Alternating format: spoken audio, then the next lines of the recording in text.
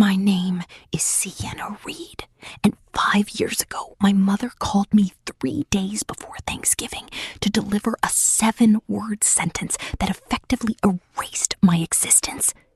Don't come home. Brianna needs her space. No explanation, Let's go back to the phone call that shattered my world. It was November 21st. I was in my cramped studio in Chicago, surrounded by half-packed bags and the smell of a cheap candle I'd lit to feel festive. I'd already dropped $800 on a non-refundable flight to Seattle. When my mom's name flashed on the screen, I actually smiled. "Hey, Mom, I'm almost packed," I said. But her voice was a sheet of ice. "Sienna, listen. Don't come home this year. Brianna is pregnant with her second, and she's extremely high stress. We don't need any of your drama." I gripped the phone until my knuckles turned white. Drama? I hadn't spoken to my sister in 6 months. I was being exiled from my own childhood home for a drama that didn't even exist yet. "Mom, I literally just asked her why I wasn't invited to the gender reveal," I whispered, my voice cracking. "That's not drama. That's me wondering why I'm being treated like a stranger." My mother didn't care. "See, everything is always about you, Sienna. Just get a refund on your ticket. Brianna is the priority right now. You understand." Then the line went dead. I stood there, watching the Chicago sleet hit my window, realizing I was 30 years old and still the acceptable sacrifice. This wasn't the first time. It started when I was 10, and they forgot my dance recital because Brianna had a hangnail. It continued at my high school graduation when they arrived 2 hours late because Brianna felt bloated. My sister, Brianna, was the golden child of Seattle. She didn't just have a life. She had a production. On my 16th birthday, I'd planned a small bonfire with my 2 best friends. My parents promised we'd have s'mores and music. But that morning, Brianna fake fainted because her boyfriend broke up with her. My party was canceled so the entire house could focus on Brianna's mental health. I spent my 16th birthday making her tea while she smirked at me behind my mother's back. "Don't be so sensitive, Sienna," they'd tell me. "Why can't you just be happy that your sister is recovering?" I learned very early that if I wanted to survive in that house, I had to become invisible. I thought if I was small enough, they might finally have room for me. I was wrong. Desperate, I called my father. I thought just once he might stand up for me. The phone rang forever. When he finally picked up, I could hear the football game roaring in the background. "Dad, did Mom tell you I'm not allowed to come home for Thanksgiving?" There was a long, heavy silence. I could almost see him rubbing his face in that recliner he loved more than his own daughters. "She mentioned it, kiddo. Look, you know how your mother is. She's just trying to keep the peace." I felt something inside me snap. By excluding me? Dad, do you even want me there? 10 seconds passed. Then 15. "I think it's better if you just listen to your mother this year," he finally muttered. He didn't even say goodbye before hanging up. He chose silence, which was just a louder way of choosing them. Thanksgiving morning arrived, gray and bitter. I woke up to the sound of my neighbors upstairs laughing, the smell of their turkey wafting through the vents. My phone was a graveyard. No texts, no happy Thanksgiving from my parents. Around noon, I made the mistake of opening Instagram. There it was, a high-definition photo of the Reed family around a massive mahogany table. Mom, Dad, Brianna and her husband, all wearing matching sweaters. The caption read, "Grateful for my whole world. The only people who truly matter." I zoomed in. 5 chairs. 4 adults, 1 toddler. They hadn't just told me not to come. They hadn't even left a space for me. I was erased from the family portrait, as if I'd never been born. That was the moment I stopped crying and started planning. I wasn't going to sit in my dark apartment and rot. If I was the dramatic daughter, I was going to be dramatic in style. I threw on my best coat and headed to the Gilded Anchor, a legendary Chicago steakhouse that stayed open for the holidays. It was the kind of place with velvet booths and waiters who treated you like royalty. When I walked in, the warmth hit me, along with the smell of roasted rosemary and expensive wine. The hostess looked at me with that pity eyes look people give solo diners on holidays. "Just one?" she asked. "Just one," I replied, standing tall. She led me to a tiny table wedged right next to a massive, boisterous family that looked like they walked out of a luxury magazine. I didn't know it yet, but that table was my destiny. The family next to me was pure chaos. The good kind. 3 generations of people laughing, interrupting each other, and passing plates of lobster mac and cheese. An elegant woman with silver hair sat at the head, watching her kids with so much pride, it made my chest ache. I tried to focus on my menu, but the contrast was too much. While my own father couldn't even say he wanted me at his table, these strangers were celebrating like the world was ending tomorrow. My food arrived. A perfect turkey dinner. But it tasted like ash. I looked at the empty chair across from me and realized that for 27 years, I'd been starving for a love that was never on the menu. A single tear escaped and hit my silk napkin. I tried to hide, but I was failing. "Sweetheart, are you all right?" A voice like warm honey broke through my spiral. I looked up to see the silver-haired matriarch from the next table standing over me. Her eyes weren't full of pity. They were full of recognition. "I'm fine," I lied, wiping my eyes. "Just the onions in the stuffing."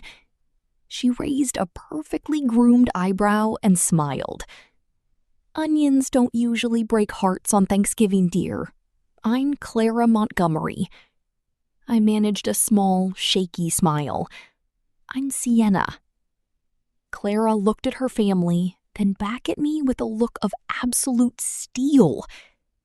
"No one should spend this day in the company of ghosts, Sienna. My husband tells dad jokes, and my son Leo is currently losing a debate about architecture. Come suffer with us." She didn't wait for a no. She just took my hand. I stood up on shaky legs and joined the Montgomery table. In an instant, a glass of vintage champagne was in my hand, and a warm roll was on my plate. They didn't treat me like a stranger. They treated me like a long-lost cousin. Julian, the father, shook my hand firmly, and Leo, the son, gave me a wink that made my heart do a backflip. For the first time in my life, I wasn't shrinking. I was being heard. But as the wine flowed, Clara leaned in and asked the question that would change everything. "Why are you really here alone, Sienna?" When I told her the truth about the Reeds, her face went cold. "Well," she whispered, "if they don't want you, we'll just have to keep you. Stick around for part 2, because the revenge is about to get legal." As the plates were cleared, Clara leaned in closely. "Can I tell you a secret, Sienna?" she asked, her voice dropping. "I spent 35 years as a cutthroat family law attorney here in Chicago. I practically choked on my wine. Clara smiled, a knowing, dangerous smile. I've seen every flavor of toxic family dynamics. People who label you as drama are usually the ones orchestrating it. They just need a convenient scapegoat so they don't have to look at their own miserable reflections. The words hit me like a freight train. For 3 decades, I had carried the crushing weight of my family's dysfunction. Clara placed her diamond-ringed hand over mine. You are not the problem, sweetheart. You never were. I couldn't breathe. Those were the exact words I had starved for my entire life, delivered by a total stranger. When the check finally arrived, Julian snatched it away before I could even reach for my purse. "Absolutely not," he boomed cheerfully. "Montgomery tradition. We always pay for unexpected, delightful guests." As we bundled up in our winter coats to face the freezing Chicago wind, Clara pressed something into my palm. It was a thick, cream-colored business card with embossed gold lettering. Clara Montgomery, J.D., Family Law. Underneath was a private number and an address in the affluent Gold Coast neighborhood. "If you ever need to talk, call me," she insisted, her eyes locking onto mine. "And Sunday dinners are mandatory at our house. Don't make me subpoena you." I stood on the snowy pavement, clutching that small piece of paper like it was a winning lottery ticket. I had absolutely no idea I held the literal keys to my future. I didn't go the first week, or the second. It felt insane to crash a wealthy family's Sunday dinner just because they felt sorry for me. But Clara kept texting, refusing to let me slip back into the shadows. By mid-December, I finally caved. I stood outside their massive, gorgeous brownstone for 10 solid minutes, terrified. But before I could even knock, the heavy oak door swung open. Clara pulled me into a fierce, perfume-scented hug, like I was a soldier returning from war. "We saved your seat," she declared. The house was a chaotic wonderland of roaring fireplaces, laughing kids, and the smell of roasting garlic. It looked exactly like the kind of place where miracles happened. I sat at that giant table, surrounded by warmth, and for the very first time in my existence, I actually felt like I was allowed to take up space. Over the next 6 months, I became a permanent fixture at the Montgomery house. Julian taught me how to play aggressive, high-stakes poker, laughing every time I completely bluffed him out of his chips. Clara shared her highly classified, generations-old recipe for the perfect beef Wellington. And Leo became my absolute best friend. We were the kind of friends who texted absurd memes at 3 a.m. and debated terribly cheesy horror movies until the sun came up. He saw me, the real, unfiltered me, and he never asked me to be quieter or smaller. Meanwhile, not a single text came from my biological family. The Reeds had completely ghosted me. But the shocking truth was, I didn't care anymore. I wasn't performing for scraps of toxic love. I was finally breathing. I was finally, truly, unconditionally loved. One crisp spring afternoon, Clara and I were lounging on her beautiful patio, watching the hydrangeas bloom. "Have you heard from the Reeds at all?" she asked, her tone carefully neutral. "No," I replied, tracing the rim of my teacup. "And I don't feel guilty about it anymore. People say blood is thicker than water, but that's a lie used to trap you." Clara smiled that sharp, brilliant lawyer smile. "In my career, I helped hundreds of people secure legal recognition for the families they actively built, not the toxic ones they were unfortunately born into." She paused, letting the heavy implication hang in the air. The law recognizes what the heart already knows, Sienna. Family is created, and there are very official ways to make those bonds permanent. I didn't fully grasp her meaning yet, but the seed was beautifully planted. 2 years after that fateful Thanksgiving, things shifted. Leo and I weren't just best friends anymore. The late-night texts had turned into lingering touches, and our movie nights felt increasingly electric. It didn't feel like a sudden spark. It felt like waking up and realizing the sun had been shining on me the entire time. One evening, Leo asked me to get dressed up for a fancy dinner. When the Uber pulled up, my jaw completely dropped. We were standing right outside the Gilded Anchor, the exact same steakhouse where we first met. This feels extremely full circle, Montgomery, I teased, sliding into the plush velvet booth. That is precisely the point, Sienna, Leo replied, looking suddenly incredibly nervous. He kept adjusting his silk tie and clearing his throat. My heart started to hammer against my ribs. Something massive was happening. The restaurant was humming with energy, but all I could hear was the rush of blood in my ears. Leo reached across the white tablecloth and took both of my hands in his. Sienna, I have been trying to figure out how to do this flawlessly for 6 months, he confessed, taking a deep, shaky breath. I know your biological family destroyed your trust. I know you are terrified of being abandoned by the people who are supposed to protect you. But I am not them. I am never, ever going to leave you. He held my gaze, his dark eyes fierce and determined.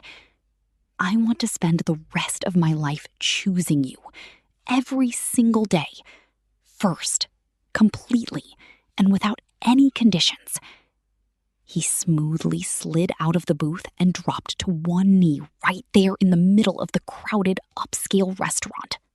Sienna Reed, Leo said softly, his voice cutting through the ambient noise of the steakhouse. He pulled a small, black velvet box from his jacket pocket and popped it open, revealing a breathtaking custom-cut diamond. Will you marry me? I couldn't breathe. I looked at this incredible man who had been my sanctuary, my rock, and my absolute best friend through 2 years of intense trauma and healing.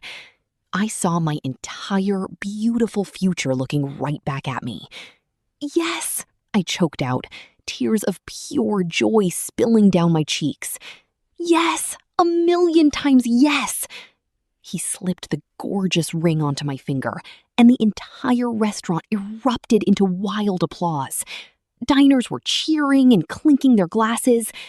But as I looked up, I noticed a very familiar older couple sitting in a corner booth, popping a massive bottle of champagne. It was Clara and Julian. They were beaming with pride, totally in on the surprise. Mom completely insisted on being here, Leo laughed, wiping a tear from his own eye. I was officially going to become a Montgomery. We dove headfirst into extravagant wedding planning. We booked a stunning, sprawling vineyard estate and hired premium caterers. Everything was an absolute fairy tale. But one toxic cloud kept threatening to ruin my joy. The luxury wedding invitations required a specific line for the parents of the bride.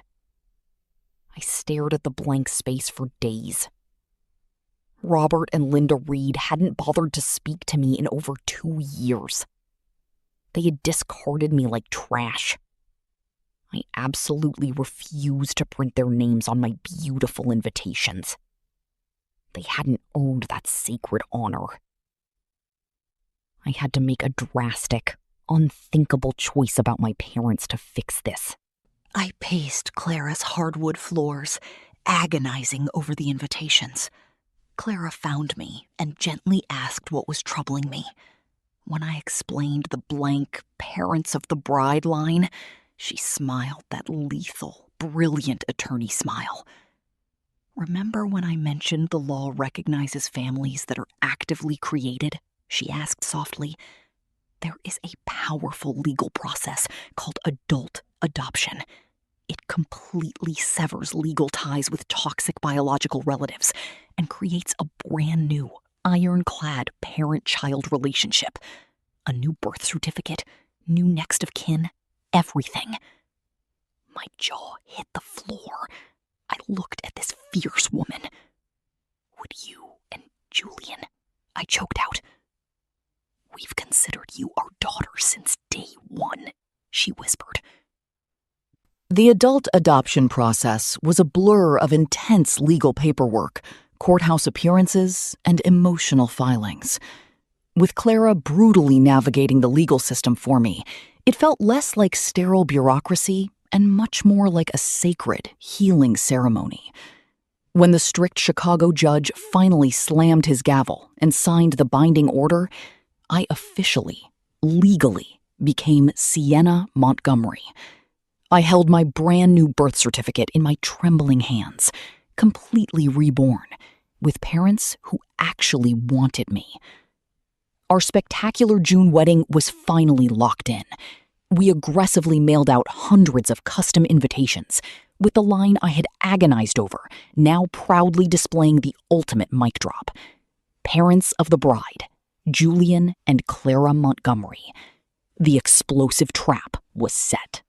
Of course, in a gossipy city like Seattle, the Reed family inevitably found out.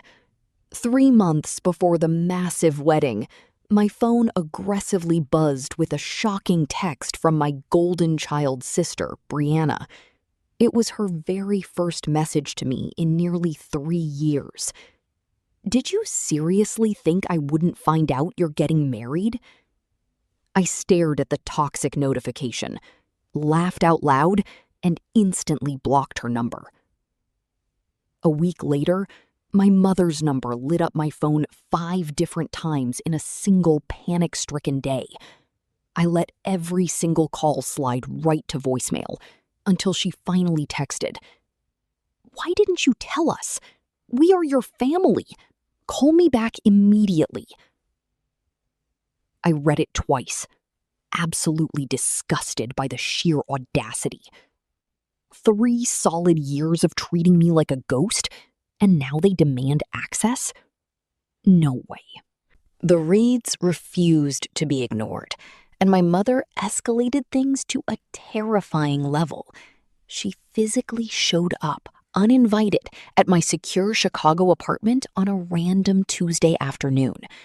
I foolishly opened the door without checking the peephole, and there she stood, looking older and deeply furious. Without being asked, she shoved her way aggressively into my living space. "What on earth are you doing? Getting married without telling your own mother?" she shrieked.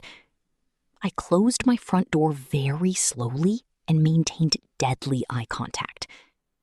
"We haven't spoken in 3 years. You told me not to come home," I replied. She wildly waved her hands. "That was just one Thanksgiving. You can't still be acting this dramatically over that." She still thought she could gaslight me into submission. My mother's frantic eyes darted around my apartment, locking onto a massive framed photo of the Montgomery family, with me standing happily right in the center. "Who are these random people?" she demanded. I smiled coldly. "My family," I said, her face contorted with pure rage. "I am your family," she screamed. "You were," I corrected her firmly. "But you chose not to be because Brianna didn't want any drama." She aggressively demanded an invitation to the wedding. I walked over, ripped my front door open, and looked at her with zero emotion. "Absolutely not. You don't get to erase my entire existence and then demand a front row VIP seat at my table. Get out of my apartment," I ordered. "If you're loving this boundary-setting moment, hit that like button right now." The wedding day finally dawned, completely drenched in golden, cinematic perfection. We were at a sprawling, breathtaking vineyard in Napa Valley. In the luxurious bridal suite, I stood before a massive mirror while Clara gently adjusted my designer veil. I wasn't the scared, rejected girl crying in a steakhouse anymore. I was untouchable. But I wasn't stupid either. Knowing my biological mother's unhinged behaviour after our apartment confrontation, I had hired a heavy-duty private security team as a quiet precaution. Clara gripped my shoulders tightly. "Whatever happens today, remember you have a family who fiercely chose you. We will always choose you," she promised. I hugged her back with tears in my eyes and finally said the word I'd been holding on to. "I love you, Mum." The trap was officially primed. Looking out the window, I saw hundreds of guests taking their seats. Leo was already standing at the floral altar, looking impossibly handsome in his tailored suit.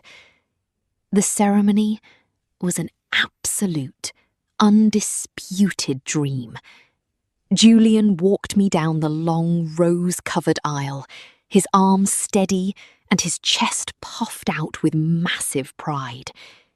We exchanged highly emotional, handwritten vows that had half the audience openly sobbing into their luxury tissues.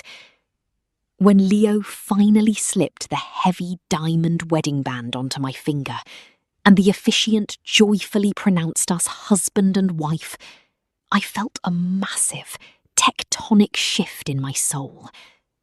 The deepest wounds of my childhood suddenly clicked shut. I had won. But the absolute best, most incredibly satisfying part of this revenge story was about to unfold at the lavish reception. The high-energy reception was vibrating with music and laughter when my lead security guard suddenly appeared discreetly at my elbow. "Mrs. Montgomery," he murmured professionally, "there are two individuals at the front entrance aggressively demanding entry.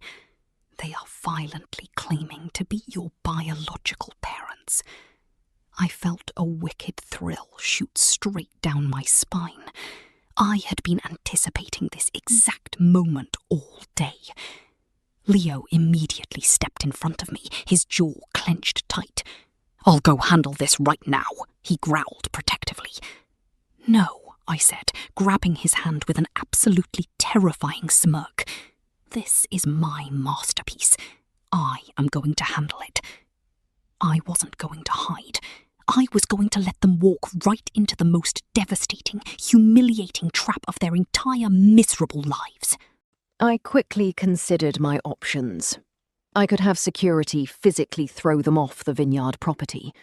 I could avoid the messy confrontation entirely. But my inner villain whispered something much more satisfying. Let them in. Let them witness exactly what they lost and see the powerful family who stepped up to claim their discarded daughter. "Let them in," I instructed the bulky security guard. "But do not seat them anywhere near the VIP family tables. Escort them to the very back of the room and make them stand." A few tense minutes later, I spotted Robert and Linda Reed standing awkwardly near the coat check, staring in absolute shock at the 100+ guests celebrating the daughter they had thrown away like trash. They were completely clueless about the atomic bomb I was about to drop on them. The timing was chillingly perfect. As my biological parents stood in the shadows craning their necks, the charismatic MC tapped the microphone and the loud music completely cut out. Ladies and gentlemen, if I could have your attention for a massive moment, he boomed across the silent room. Before we continue, I'd like to introduce some very special people. I locked eyes with my mother from across the massive ballroom. She stood up a little straighter, a smug, entitled look washing over her face. She legitimately thought this was her grand moment, that I was going to publicly honour her after she crashed my wedding. Guys, the look on her face when the MC reads the real names is going to break the internet. Drop a Team Sienna in the comments right now if you are ready for this legendary petty revenge. Ladies and gentlemen, please stand for the official parents of the bride, Julian and Clara Montgomery. The room erupted into thunderous cheers and applause. My biological mother, Linda, actually took a physical step forward into the light, her mouth hanging open in a silent, confused scream. She looked around frantically, waiting for the MC to correct his mistake. But the spotlight stayed firmly on Clara and Julian as they walked toward the head table with their heads held high. I could see the exact second reality hit her like a physical blow. She wasn't the guest of honour. She was just a ghost at her own daughter's banquet. She looked at Robert, who was red-faced and clutching a chair for support. They were invisible in a room full of people who knew me better than they ever cared to. The public erasure was finally complete. Linda tried to push past a server to reach me, her voice shrill and desperate. Sienna, what is the meaning of this? I am your mother. The music was loud, but my silence was louder. I didn't even turn my head to acknowledge her existence.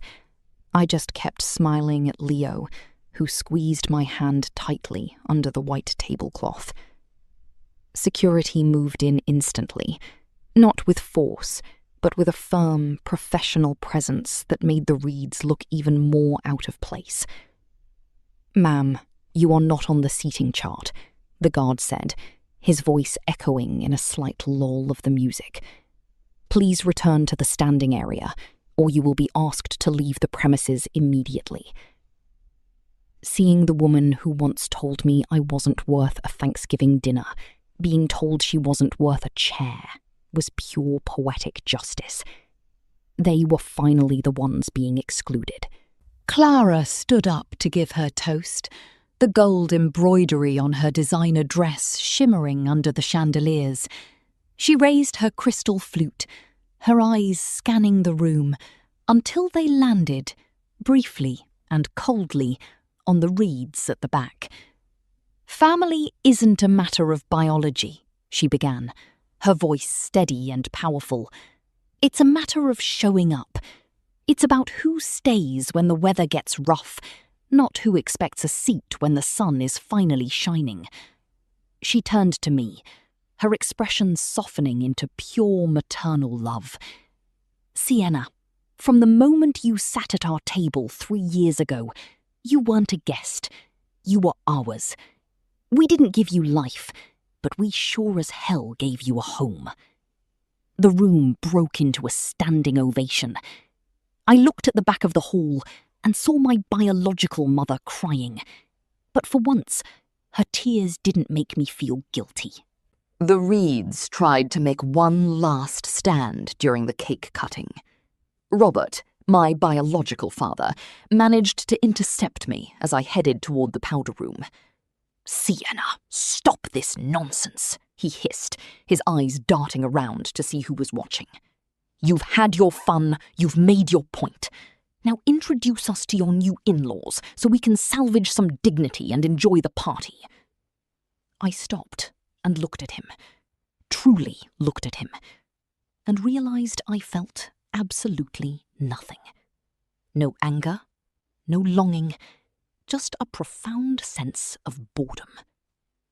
"Dignity?" I asked, tilting my head. "You lost that when you told me Brianna's comfort was worth more than my existence." You aren't here to salvage anything, Robert.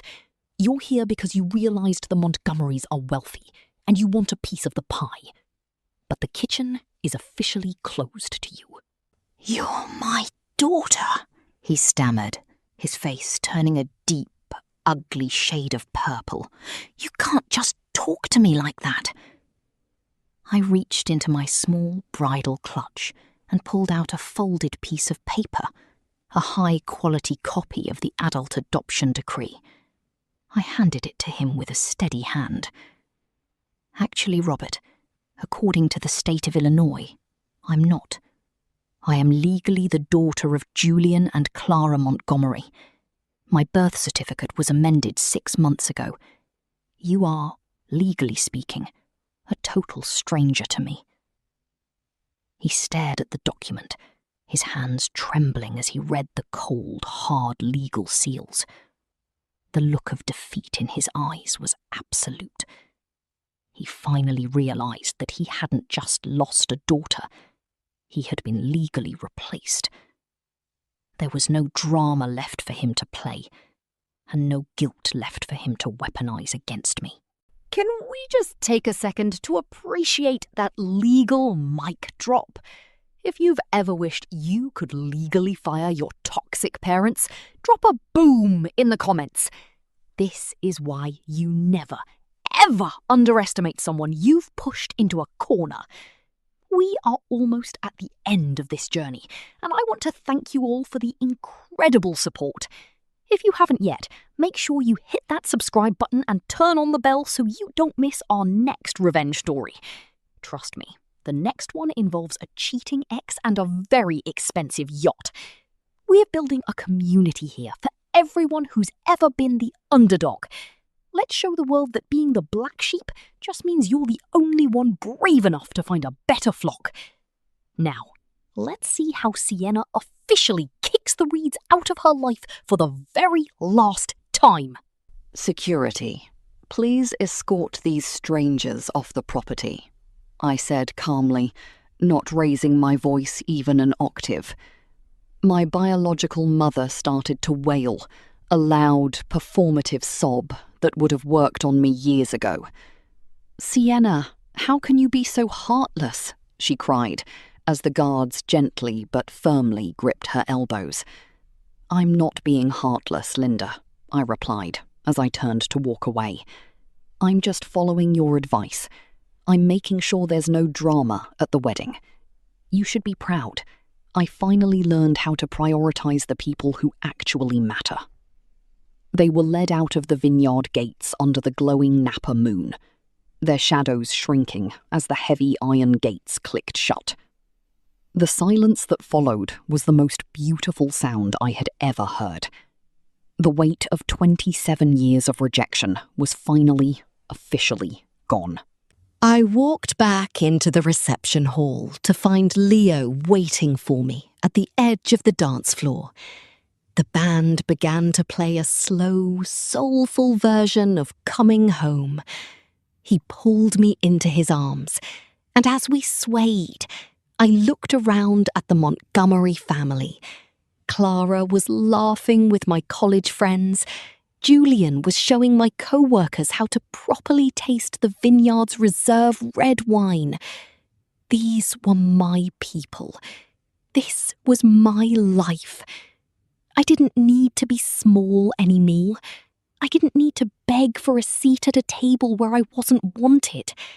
I had built my own table, and it was overflowing with love, laughter, and genuine respect.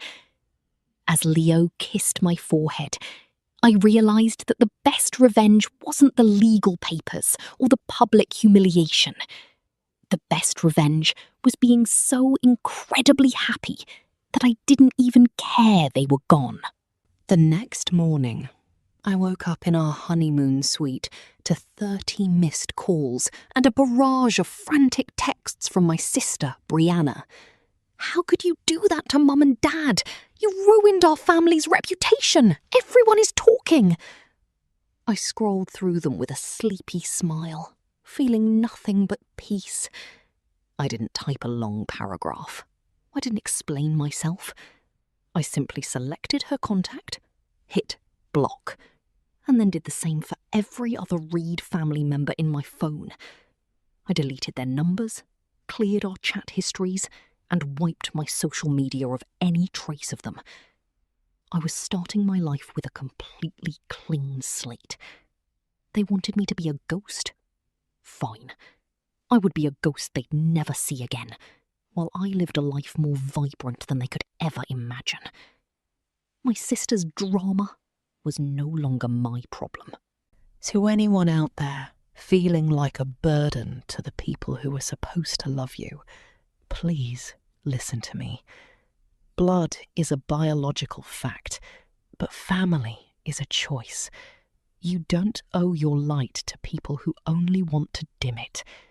It might take time, and it might happen in a random steakhouse on a rainy Thanksgiving, but you will find your people.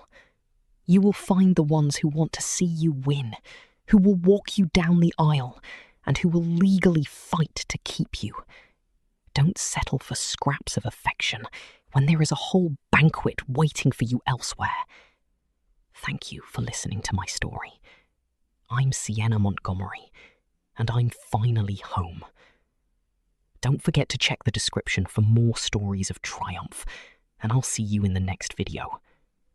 Remember, you are worthy of being